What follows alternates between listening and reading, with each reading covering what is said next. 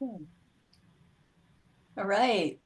Good morning, everyone, and good afternoon in some locations around our three countries. We are excited to have you here with us today. Please sign in on the chat and let us know who you are and who you're with to say hello.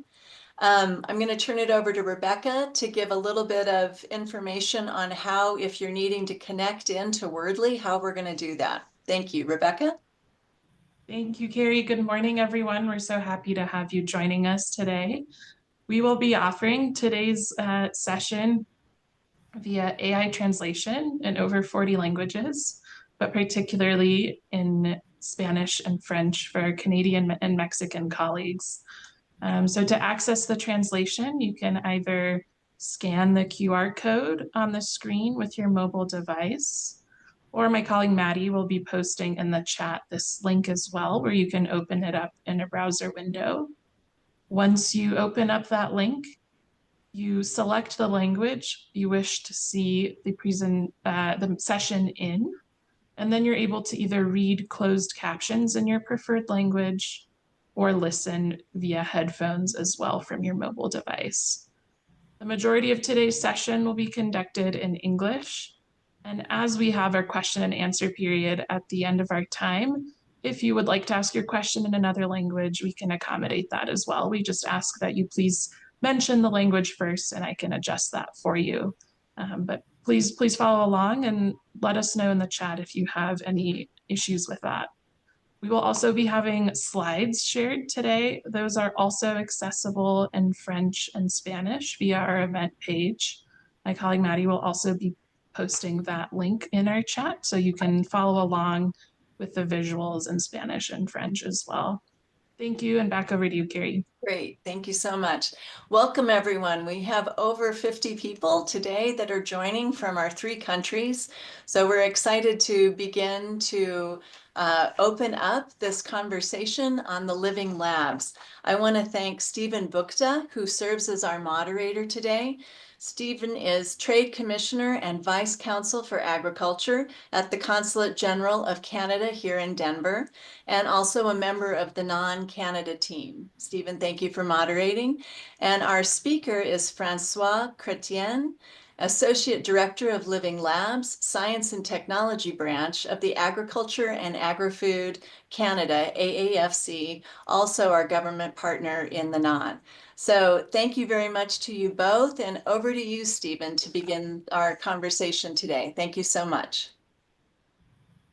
Thank you very much, Carrie. It's a fantastic opportunity to have this session, and I feel fortunate to be able to moderate.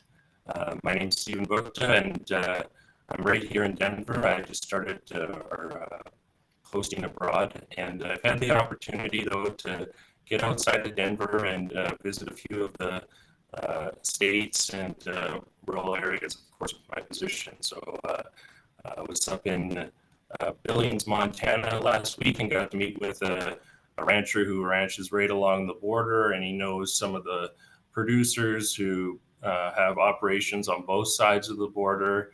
I was up in Wyoming, and I was able to see a very historic ranch that has some USDA research ongoing there on sustainability. And I think that's an important priority of all three countries that are part of the NAAAN, Canada, US, and Mexico.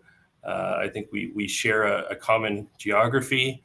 The changing climate knows no borders. All of the sector across the continent is dealing with these challenges, and just is a great opportunity for us to share today and keep working on it together moving forward about what's going on in Canada. So with that, I'd like to turn it over to my fine colleague in Canada who is looking after the living labs and can provide today's presentation. So over to you, François. Pleasure. Thank you. Thank you very much, Stephen. Thank you, Carrie. Good morning, everyone. Buenos dias, bonjour. It's great to be able to have this conversation in three different languages today. So I'll just present myself really quickly. I was looking at the chat and the people joining in. It's good to see some familiar names. But I'm glad to be able to meet with lots of new people as well. So As Stephen mentioned, I'm François Chrétien. I'm the Associate Director for our Living Lab division here at Agriculture and Agri-Food Canada. I've been working for Agriculture and Agri-Food Canada for the last 18 years, and I've spent the last 7 developing this new approach to innovation that is the Agro-Ecosystem Living Lab. I have to say it's been a challenging ride, but it's been lots of fun. So I'm very pleased to be able to share that experience with all of you today. And I'm joining you from Quebec City, which is the unceded traditional territory of the Huron-Wendat people. But I was born at the foothill of the Appalachian region, which is the homeland of the Wabanaki people. So once again, I'm very pleased to be able to join you this morning. So I'm going to start and share my screen, and I'll jump right into the presentation. So give me just 1 sec as I do that. All right, so you should be able to see my screen now. Can I have a thumbs up or something? Yes, I see lots of hands saying yes. All right, so once again, I'm very pleased to be here, and today I'm going to be talking about the transformative impact of our Agro-Ecosystem Living Lab. But before I do so, I wanted to start by addressing the question of why we actually decided to launch Living Lab across the country. So this conversation today on NAAAN is centered around the question of climate change. And of course, we're facing a very significant impact of climate change all across our 3 current countries. But I just wanted to show a few pictures that shows how we're experiencing those climate change impact here in Canada. So just over the last few growing seasons, we've seen some devastating flooding in the western part of the country, very severe drought in the Canadian prairies, an increased rate of hurricane in the Atlantic Canada. But up in the north here in Canada, climate change also means more significant cold snap, and that's quite significant for the ag industry. And just as of last winter, there was a very important cold snap in British Columbia, which has caused a very important decrease in grape production this year. So very important impact on our ag sector. But I'm sure you've also seen this picture that was all over the news, and that's the devastating impact of forest fires. That's not a horror movie, sorry. It is a real picture taken out of our beautiful Jasper National Park. So I guess climate change is affecting us, is affecting the ag sector, it's affecting us in our daily lives.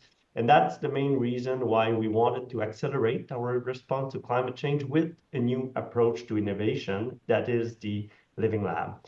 But that's not the entire story why we decided to launch Living Lab. To fully understand why we did this, we need to go back a little bit in time. So back in 2016, we hosted a transformative workshop here at Agriculture and Agri-Food Canada on how we were tackling agri-environmental issue. And out of that workshop, we realized that we needed to break down silos. We needed to break down silos between our own researcher at Agriculture and Agri-Food Canada, the silos between our own researcher and external researcher, but also silos between the natural and the social science. That is quite important. So that was kind of the number one thing that came out of that workshop. The second one was that we needed much more integrated work at the landscape level, at the agro-ecosystem level, so that we can integrate all of the different agri-environmental issues on a landscape basis. So that was the second thing that came out of that transformative workshop. And the third one, which is the most important one to me, was that we needed to reconnect with the end user of research. And that was quite key. So we've looked at different innovation model, and we landed on the Agro-Ecosystem Living Lab approach, based on the fact that we needed to accelerate our response to climate change, but also because we needed a new approach to innovation. So now I'm going to tackle the big question of what exactly are Agro-Ecosystem Living Lab. So I'm not sure if some of you have heard about it before, or if you're new to the conversation around Agro-Ecosystem Living Lab, but I just want to say that Agro-Ecosystem Living Lab is a pretty simple thing. It is basically an innovation producing machine. So you need to crank that handle, of course, with dollars, with resource, with human capacity, research capacity, producer knowledge, and all of that. You need to adjust those straps that you see in that picture. So it's an iterative improvement process. But at the end of the day, it is meant to produce new innovation. So that's quite key. And this innovation producing machine sit on three core principles. The first one being the one that I've just spoke about, which is the user-centered innovation approach. So in any living lab, the user is a key participant of the innovation process, meaning that they are not only consulted at the beginning of a research project and given the result at the end. No, they are a core participant throughout the innovation process. And in order to do this, here in Canada, when we've launched our program on Living Lab, the applicant to those programs couldn't be research organization. It couldn't be our own researcher. It had to be producer group, not-for-profit organization. So those organizations on the ground that represent the producer or that had that trust relationship with the producer. So that's the number one core principle of any living lab, is that user-centered innovation approach, which is very important. The second one is the partnership approach. So any living lab that we've set up is basically a consortia of multiple organizations all working together towards a common goal. In our case, is to tackle climate change and other agri-environmental issues. So that partnership approach is very significant, and we've seen a very big impact on implementing this approach here in Canada on the ecosystem of partnership across the country. And I'll get back to that a little bit later. So that partnership approach or that consortia approach is the second core principle of any living lab. The third principle is the real-life experimental setup. So here at Agriculture and Agri-Food Canada, we have 20 research centers, 29 satellite farms. But with Living Lab, we're working with real farmers on their farm with all the complexity, the variability that comes with that on-farm experimentation. But we believe this is key to address not only the challenge that the scientists face, but also the challenge that the producer face, and come up with solutions that make sense for the farmer and that are scientifically sound. So Living Lab is based on those three core principles. There are some more kind of defining characteristic of agro-ecosystem living lab, and I've put the link here to an article or a paper that we've published on the defining characteristic of agro-ecosystem living lab. You can read that if you're interested, or we don't have time to go in that detail today, but I invite you to have a look if you're interested of learning a little bit more about the agro-ecosystem living lab concept. Okay, now where we're at here in Canada. So we've basically launched 14 living labs across the country. We haven't done that all at once. We wanted to start small, learn from the process. So we actually started with only 2 living labs. Then we've learned from it, adjust the process, launched 2 more living labs. And then back in 2021, we did a major scaling up with a new program called the Agricultural Climate Solution Program, which is a 10-year program, 185 million investment. And with that program, we've launched 14 living labs across the country. So just to give you an idea of the scope of those living labs, it's not 14 farms. Right now, we have established a network of more than 400 experimental sites across the country, working with real farmers on different landscapes across the country, on different types of soil. So it is a very significant undertaking that includes more than 1,000 participants across Canada, more than 270 organizations in all of those 14 living labs.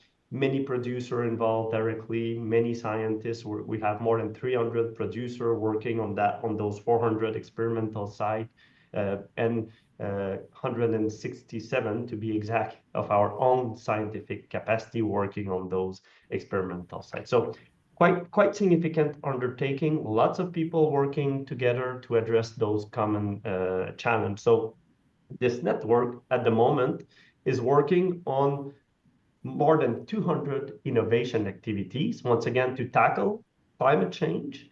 So for example, just to be a bit more specific, we're working on cover cropping, intercropping, polycropping, crop rotation, all of those practices that can have a significant impact on sequestrating more carbon into the soil.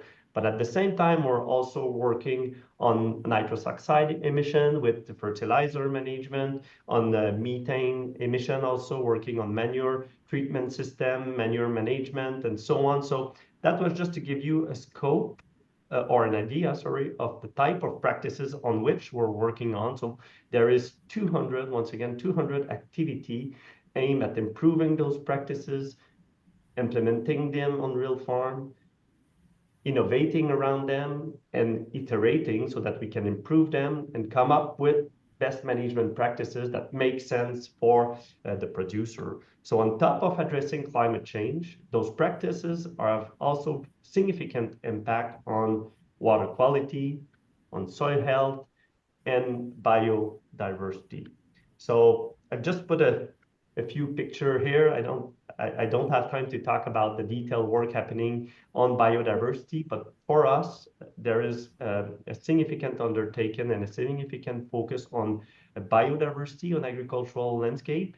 And most of our living lab work on different issues related to biodiversity. And as I've mentioned before, on water quality and soil health as well. And that's on top of the climate change issue. So we've kept that system approach that I was talking to at the beginning. We're looking at those agri-environmental issues at the landscape level. And we wanted to avoid reverting back to kind of a siloed approach or a pollution swapping issue where we only work on climate change and don't think about the impact on soil health or biodiversity or water quality. So we've kept that system approach that is quite key to the agroecosystem living lab principle. So now I'm going to move on to the impact we've seen so far implementing this approach across the country. So, of course, this is an innovation program. It's a research and development program that is meant to develop innovation around those best management practices that I've talked about quickly. So we go through cycles of co-development around those best management practices. We test them on real farm. We evaluate the result, and then we do this iterative process to improve them. So the ultimate outcome of that process is an increased rate of adoption of best management practices. And this example that you see on the screen is on Prince Edward Island in Atlantic Canada, where we've seen since the beginning of the project and today's a doubling of the adoption rate of cover cropping before potato planting. That's quite significant achievement in just a few years. So it went from 24% of adoption rate to close to 50% at the moment. So that's kind of the ultimate outcome that we're looking for. But the core work happening, it's on those 200 innovation activity to refine and implement those best management practices that I've been talking about. But on top of that, so we've also seen very significant impact of implementing this approach across the country. So there's the direct impact that I've just talked about on the best management practices, but there's multiple order of impact that we've also seen, and I'm going to touch on those quickly now. So in terms of observed effect of deploying this approach, across the country, we've seen some very significant change in the way people work together, in the relationship they have built, on the reputation even of the organization involved in those living labs. So it really changed the way people are working together. And just to be a bit more specific, before we launched those living lab, there was kind of a bit of not the fighting, but a divide between the watershed organization, the producer group, And we've seen them through Living Lab come together. We've seen much more empathy between the different groups. And now they've come to realize that they pretty much have the same objective of having a sustainable production, agricultural production system. And now they're working hand to hand to improve the sustainability of our ag sector. So that's quite key. And it's I just want to quote one of our Ontario representatives that says that since the beginning of Living Lab, it is really an unprecedented level of collaboration. So the consortia approach, that is one of the core principles of the Living Lab, have really changed the way people are working together. That's quite a significant change to achieve on top of the direct impact that we were seeking.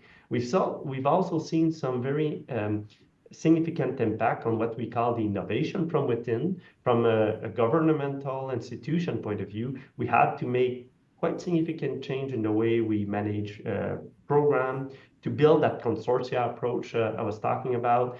Those Living Lab comes with a lot of data management, and we needed to innovate on the way we exchange data, we collaborate on that data. So it has pushed our organization to innovate from within, but also the other organization that work on this type of environment. So it creates some very significant innovation from within. We've also seen very important impact on new opportunities that have been created through Living Lab, connecting all of those different players across the country to different network, working group, and so on. We've seen some group applying for different type of funding. It creates opportunity not only at the provincial, national level, but also at the international level. And this presentation today is just one example of those connections that we're building through Living Lab. So all kind of new opportunity that comes with the implementation and of the approach across the country, but also quite importantly, it is very in line with our objective for reconciliation with Indigenous people across the country. One of the 14 Living Lab that we have is being led by Mistawasis First Nation, which is a First Nation in Saskatchewan. They are a very good leader for this Living Lab. And not only they are delivering on a very important project, they're also sharing their knowledge across the network. And what I'm talking about here is their view of the environment. The way they look at the environment is really aligned with that system approach I was talking about. So any decision that Mistawasis make on their land, they take into consideration the health of their land. And that's like core to their decision-making process. If a practice is not going to be good for the land, it's not going to move forward. So that system approach is very important to them. They are implementing bundles of best management practices and really like kind of looking at the system approach from, and the project is called Bridge to Land, Water, and Sky. So they look at the impact on the land, on the water, but also on the greenhouse gas emission, really as a system approach. So not only, as I mentioned, they are managing a good project, but they are bringing their Indigenous and First Nation view of agri-environmental issue to the entire network. And that to me is through reconciliation. So I just wanted to make that point clear. Now I'm going to move on quickly to the lessons we've started to learn so far. So implementing such a network comes with a lot of lessons learned along the way. So we've been learning a lot from our own participant, our scientists, the organization involved in this. And what I'm going to present next is based on the semi-quantitative interview evaluation process we've conducted here, but also knowledge share as part of an international forum on agro-ecosystem Living Lab that we have delivered last year in Montreal. So the first categories of lessons learned is around the complexity and diversity. So of course, implementing Living Lab to address climate change at the landscape level is quite complex. It comes with a lot of people working together, a process and a methodology to innovate around those practices that is quite complex. So there's kind of you need in a living lab to embrace this complexity and embrace the diversity of people working in it to have kind of the real benefit of a living lab. So it would be much simpler to kind of revert back to smaller consortia, more targeted approach. But what we've learned is that complexity and the diversity is really key to address really comprehensive and complex problem that we face. We often talk about climate change being the grand challenge of our days. So we need a much more comprehensive approach, like Living Lab, to address those very complex problems and not try to resolve them with very simple solution. The second lessons learned is within Living Lab, we need to learn to sprint slowly. And what I mean by this is that there's a tension between the need to develop solutions to address climate change that are delivered really quickly and the time it takes to build those relationships and the trust. And so you have actually to always keep in mind that innovation focus that comes with Living Lab, work on those practice, but always nurture those relationships. So that tension is quite important. We need to realize that it exists, but we need to take the time to nurture those relationships, but also keep the innovation focus to develop those solutions as fast as we can. So that's the second lessons learned. The third one is around the role of researcher. In our Western type of scientific approach, the scientists are quite often kind of the ultimate knowledgeable people around the table, but within the living lab, they come to the table with their knowledge, but there are also multiple other people that are quite key in the process, including the producer that comes to the table with their knowledge, with their 30 plus years of farming the land and understanding the land. So that practical knowledge is very key too. So it changed a bit the way scientists interact with the different people. Sometimes we say that Living Lab is an innovation process supported by research, right? So it's the research that support the innovation process, and that in that innovation process, we have scientists, the producer, and all of those local experts, the local agronomists, for example, the local provincial government, and so on, that all has a play to role. So not only it is a new approach to innovation, but the way scientists work in that new environment had to evolve too. It is much more complex to do science on real farm and on farm experimental setup, but we believe it is important to bridge the gap between the research and the adoption of practices. So the last point I have on this slide is the lessons learned around evaluation and data. There's a lot of data that comes with Living Lab, so we need to plan for that right from the get-go. And one thing we've done with the Living Lab, it was the first program we had where we've actually asked all the proponents to come with a data management plan. It may sound simple, it may sound like the obvious thing to do, but in many projects, there is no data management plan. We've also implemented a centralized data portal that facilitates the data sharing across the different group, across the different participants. So it is important to understand that with such a complex ecosystem of partners working together, the data management can be complex as well, and we needed to plan for that right from the beginning. So I think I'm getting close to my time, so I'm going to go to the last few slides on what is next. So I started the conversation by saying we've launched Living Lab to address climate change. This conversation today is centered around the topic of climate change. So, but if we want to address climate change at the global level, we all need to work together, right?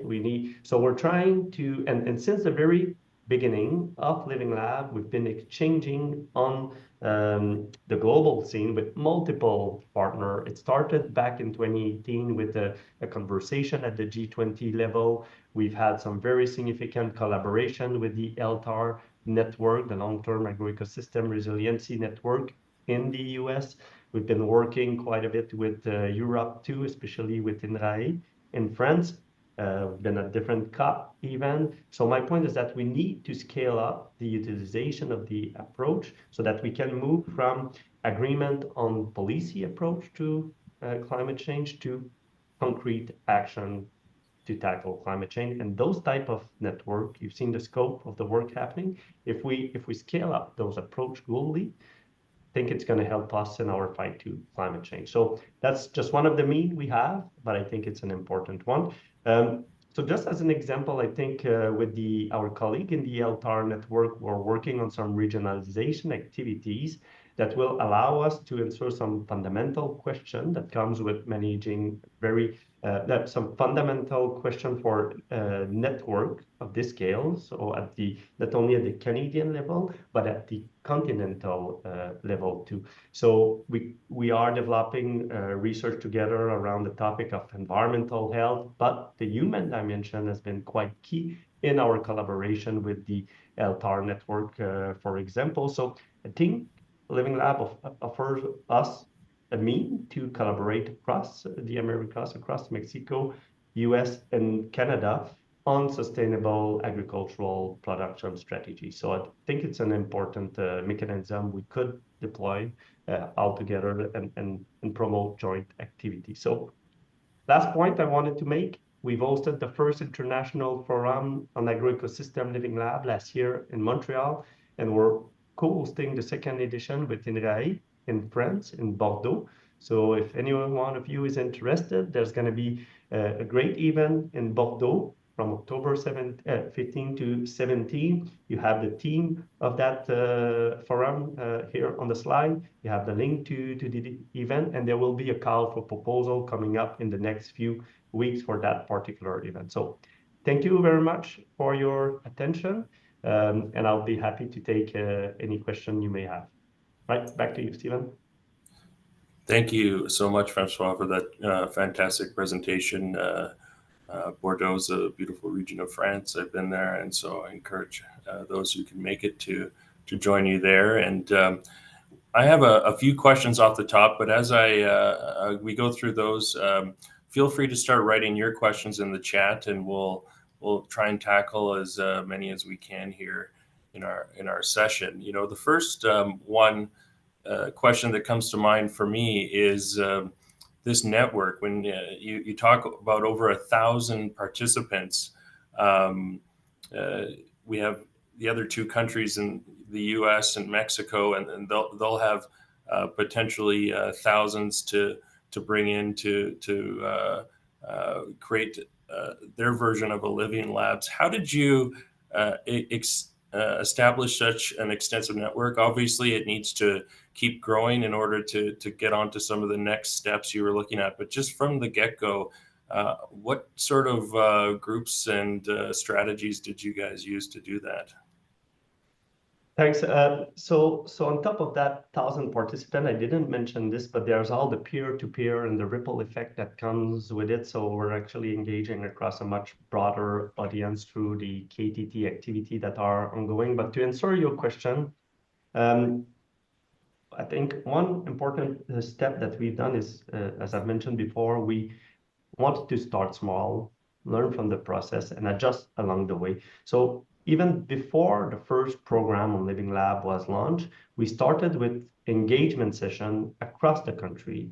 We went in all the province across Canada talking about Living Lab, what it means, how it could deploy across the country. We've engaged with those organizations that had that trust relationship with the producer organization, because we know it can take decades to build that trust relationship. So we wanted to work with those organizations that have built that trust on the ground with the producer. And so we had multiple conversations across the country, even before we've launched the very first Living Lab. And I think that was key in the successful deployment of this across the country. The second thing we've done is that we started small once again. Like we only launched 2 projects back in 2019, one in Manitoba, one in Prince Edward Island. Then we've launched 2 more, one in Quebec, one in Ontario. And we've learned quite a lot from that startup phase. And then in 2021, we were ready for a major scaling up. So that's the other program we had. So based on the lessons learned from those 4 projects, we've actually done a major scaling up. And you all know what happened back in 2020. We had COVID coming up, so it kind of changed the plans a little bit. But the new technologies that came with COVID, the Teams, the Zoom, and so on, allow us to maintain this kind of engagement process across the country. So we've hosted national information session on Teams, provincial engagement session right during the COVID lockdowns. And we were able to maintain that kind of community building across the country. And one last point, one adjustment we've made between like the launch of the first 4 Living Lab and the next 14 one is that we've had heard from the proponent that it is a very significant undertaking to develop a Living Lab proposal to build that consortia of people. So we've implemented a 2-step application process. And with that first step, we gave $100,000 just to build that consortia and develop the proposal. So that was quite new. When I was talking about innovation from within, this is the type of improvement we've brought. And it was really a pull for those smaller groups, the producer group or the not-for-profit organization that didn't have that much capacity to support the development of such a big consortia of people, such an in-depth proposal to actually do a good job in developing the plan for the years to come. So that first investment was a bit risky because we didn't know if we were going to get a project out of it. But at the end of the day, it was a very good investment because we got quality project, well-organized consortium. I hope that answers your question. Yeah, I find that seed support for the smaller players to be a helpful concept. Make sure you have a broad net and you're bringing in people from across the country. You know, I think one other question I had to come to, but I just want to encourage people to keep throwing their questions into the chat. Is sort of the future of living labs. And, you know, in the United States, they have the Farm Bill. In Canada, we have the sustainable CAP, the agricultural programming across the country. It's a shared partnership between the provinces and the federal government. And ours concludes in 2028. I looked that up. So we got some time. Certainly can't predict all of the future, but what might sort of the next living labs look like? I think it's fair to say that it's been obviously a success, and there's room for expansion and growth. So I'm just curious if we were to predict a little bit of a Living Labs 2.0 up in Canada, what that might look like. Thanks. Very good question. I think we're already in Living Lab 2.0. So I think we need to think about Living Lab 3.0. And in order to do so, I think we need to look back a little bit, realize where we're coming from to know where we want to go. So Living Lab has been used in multiple economic sectors. Like the origin of Living Lab is often attributed to Dr. Mitchell at the MIT in the late 90s, where they developed kind of an apartment room where people were living in and interacting with technologies. So that like kind of work had really put the user at the center of the research. And then in 2006, there was the Helsinki Manifesto in Europe that has created a big push for Living Lab across Europe in fields like smart cities, health research, IMIT as well. So my point here is that over the past decades, Living Lab has been used in multiple economic sectors. Since the beginning of our journey on Living Lab, we focused on tackling agri-environmental issue with Living Lab, but the approach can be used to tackle any issue of the ag sector. And I think it's important to realize too that it is not to replace everything else we do. I think the more fundamental work is still very important. The work on research farm is important, but it is a new tool in the tool set that we're bringing to the ag industry. So depending on the priorities of the sector, it could be applied much broadly to different challenges that the ag sector face. I think that really makes sense, François, and it bodes well for the future of the 3.0 of living labs. And I think I'm just looking over at the chat, and I have a couple questions, which is fantastic. And I'm going to read them out. But if the questioner feels that they need to come on and elaborate further, feel free to turn on your camera or join us that way. But the first is from Barbara Bennett, and she says, what have been some of your more successful techniques to encourage broad adoption of the practices explored in the living lab? So, obviously there's production practices, different approaches that the living labs are able to look at, refine, and identify as innovative and helpful from a sustainability perspective. So encouraging sort of broader use and adoption of those practices has the information sort of been disseminated more widely? I was kind of curious. I think that's maybe what the question's getting at there.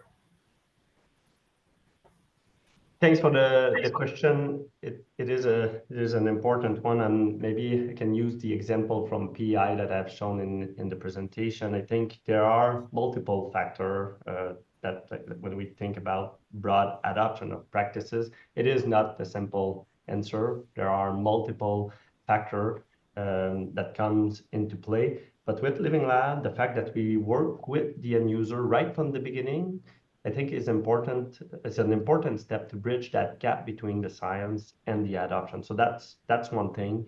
Having also for all of those practice, a people side of it and an economic side of it is quite key too. So we need to not only understand that the practices make sense from a technological standpoint and a scientific standpoint for the environment, but also that they are desirable for the producer. So, for example, in PEI, we're not going to propose to move completely away from potato production. That wouldn't be desirable for any producer. So we need to make sure that the solution proposed makes sense for the farmer, but also from a social point of view, but also from an economic point of view.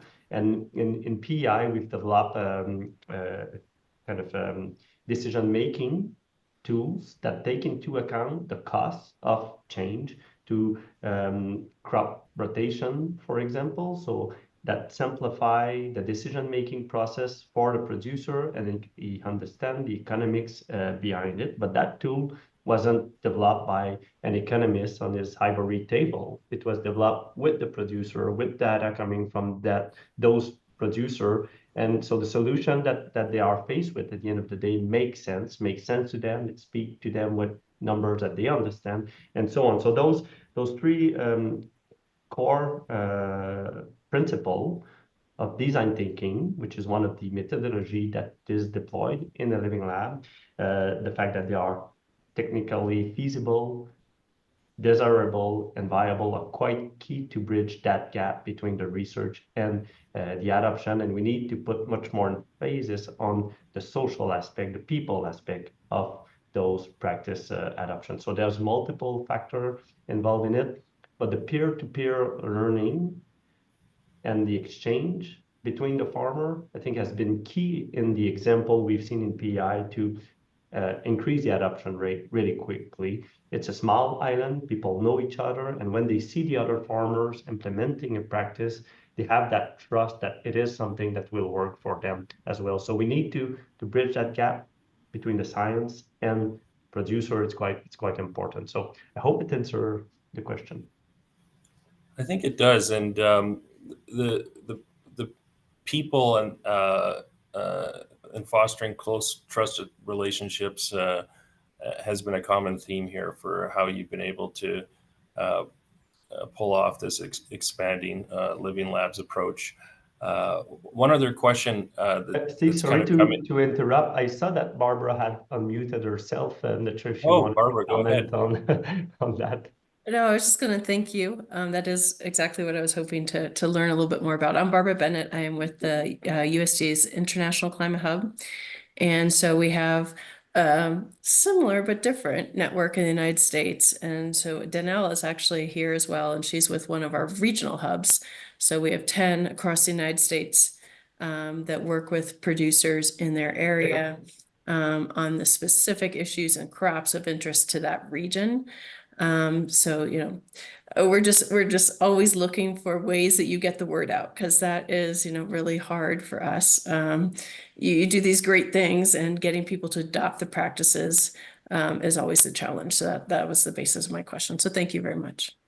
Yeah, and it doesn't solve everything, right? I mean, the KTT, the knowledge transfer, is an issue that is much bigger than Living Lab. As I've mentioned before, I think it's one of the tools that we've deployed. It's not going to solve the adoption, large-scale adoption issue that we see, but it is, I think, an important piece, such as your climate hub. And I had the chance to meet Danelle before. We've met face-to-face in Oklahoma, if my memory is correct, and we've exchanged quite a number of time on the climate hub. So yeah, good to see that you're here on the call, and pleased to meet you, Barbara.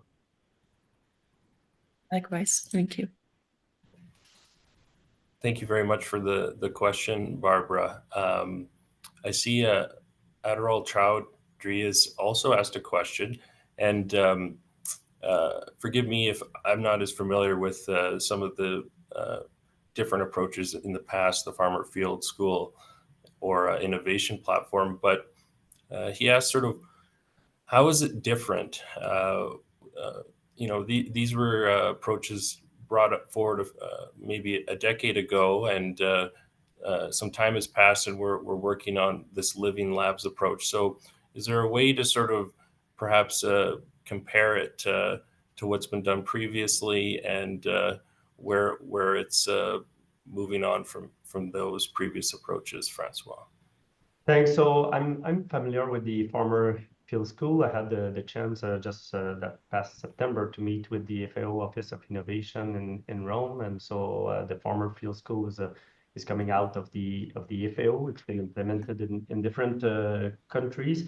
Based on my conversation with them, is what it is much more kind of a demonstration project. The farmers are innovating at the local level. There's less scientific involvement in those Farmer Field School as compared to our set of living lab. I'm not saying that it is not a good thing. It's a little bit different, and it's not one thing against each other. I think the more tool we can deploy, the better it is.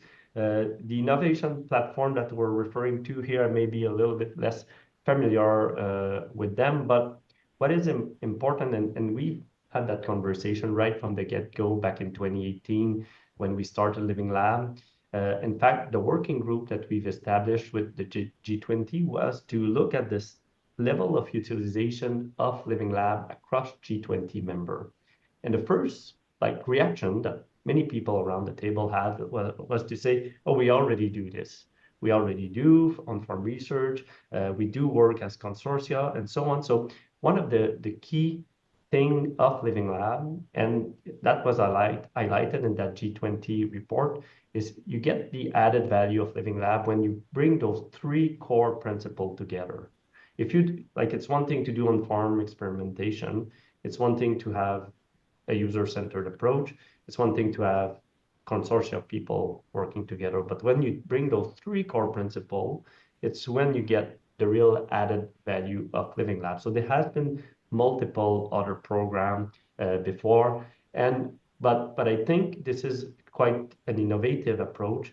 We've been working with the European Commission also since the very beginning, and just as an example of the impact this is having, recently the European Commission has launched two major funding programs on Living Lab based on the work we've done here in Canada and all the exchange we've had so far. So It's not meant to replace research infrastructure that we have, but it is, once again, a new tool that we are developing. So it is, I think, a very significant change in the innovation ecosystem, but there are multiple methodologies that can be deployed too.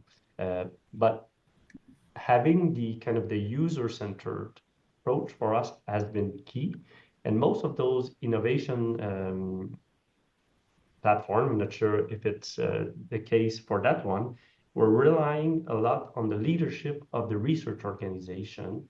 And with Living Lab, we're relying on the leadership kind of those external group, the producer group, the NGO, and so on. So staying true to those three core principles is quite key as well.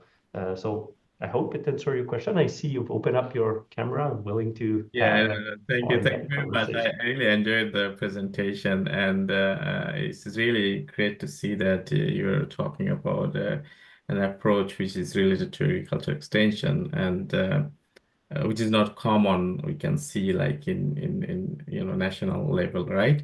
So that's I like to appreciate. And well, I mean, in terms of it's called Innovation Platform, which was introduced by CGIAR, Consultative Group of International Agriculture Research.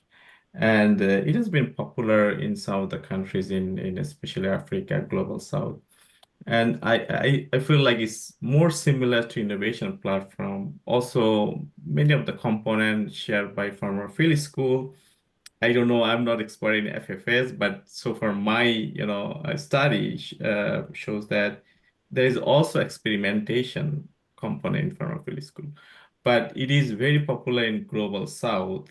Of course, maybe the main the name itself might not be sound very interesting in global north, and I know in Europe there are many countries actually use the term living lab. Yeah, I just wanted to appreciate the presentation and that you shared. It's very fascinating. I know that there are also folks work in the provincial level, and because I attended another presentation in Ontario, they're talking about living lab, and so that means like something is going on. And I just wanted to take the opportunity to say that I think that we need more about this kind of approach, and especially which is happening national level as well as provincial level. And we need more this kind of event for cross learning, right? Like cross provincial, cross learning opportunities. And I'm planning something yeah, for the next year. Probably I will circulate through NAAAN, and let's see whether we can collaborate on that. Thank you very much.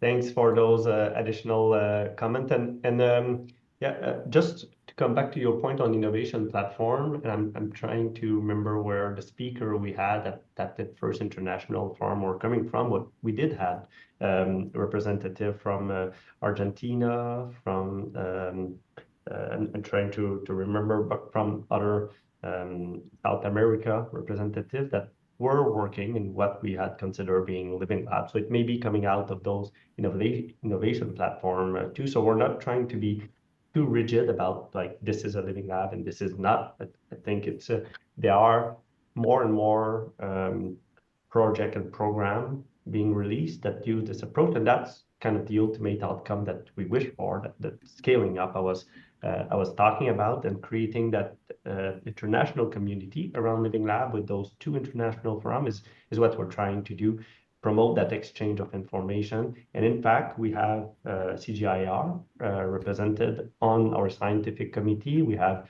the FAO Office of Innovation, plus other research organization like ours, and in RAE, the USDA is also there. So I think it's that like the added value is all of us working together, and there are important experience coming out of the Farmer Field School, of the innovation platform that need to come and share their lessons learned, their learning from the process, and will continue to improve. If we think back about that image that I've shown about what is Living Lab with those traps in the background, that's what I'm talking about, continuing to improve the approach itself along the way is quite important too. So thank you very much. And Carrie, is it time to turn it back over to you? Well, I see we have one more question from Dr. Delgado in Mexico. So I'd like to be able to acknowledge her question real quickly. And then we can work to wrap up. She says, it's almost impossible to implement anything due to severe drought that we have, and the quality of the soil is poor due to the lack of rural extension work. And when there is no resources to be able to make significant improvements in our lands. How can we work in a true union to be able to make modifications in our environment and have practices, adaptations, and sufficient technology united with you? Is this something that you can take into Mexico? Is it something we can think about through the NAAAN and through Living Labs to extend into our Mexican partnerships as well? That's my question and her question. Yeah, I think there is definitely value in trying to expand in Mexico. We did have one technical workshop with Mexican colleagues, but we haven't had as much lessons learned exchange and detailed work as we did with the USDA and especially with the LTAR network. So that's a gap at the moment. And I think if there's a will to connect more, it could be around the drought issue. It could be around other agri-environmental issue. We're more than willing to do this. And in fact, we've just are establishing a new partnership with Australian colleagues to work on drought issues that they face related to cattle management with our colleague in Alberta as well. So those type of connection around issues that are similar in different ecosystem are quite important to come up with innovative solution too. So yeah, I hope that answered the question. Done that. Okay, with that, I want to thank Stephen and Francois very much for your time today and the very interesting presentation that you shared. I wish we had more time. We're trying to keep these conversations to 1 hour. So thank you so much. Speaking of partnerships, I do want to acknowledge our new MOU that the NAAAN has created with the National Circle for Indigenous Agriculture and Food, NCIAF, is located in Canada, representing 460 tribes and First Nations. So I see our colleagues from NCIAF have joined this conversation, and I thank you for that. Knowing that you have one of your living labs in Saskatoon and Saskatchewan, we'll work to connect you in together so that that could be a viable alternative and an optional, a really forceful activity moving forward in terms of expanding your work in the First Nations as well. So thank you. I'm just going to thank everyone. Thank you to Rebecca and Maddie for pulling this together and the technology that it takes to, we hope, be successful in our 3 languages together. And to Marie-Pierre Sarbon and Melanie Spinard, also of the NAAAN team in Canada, for bringing us the Living Labs and for being a part of this. Rebecca, would you like to say something about follow-up? Sure. Thank you, everyone. We really hope we can continue this conversation via our NAAAN CONNECT engagement platform. Later today, you will be receiving an invitation. And if you have additional questions or comments or want to think about how this work might be expanded into new ways, we hope you can engage on there or directly reach out to each other. We'll also be sharing out a brief survey, just if you don't mind sharing 2 or 3 minutes more of your time to give us any feedback or suggestions you may have. But we want to thank you all again, and we really appreciate your participation today. Thank you, Canada, for your leadership and coming forward with this too. We really appreciate.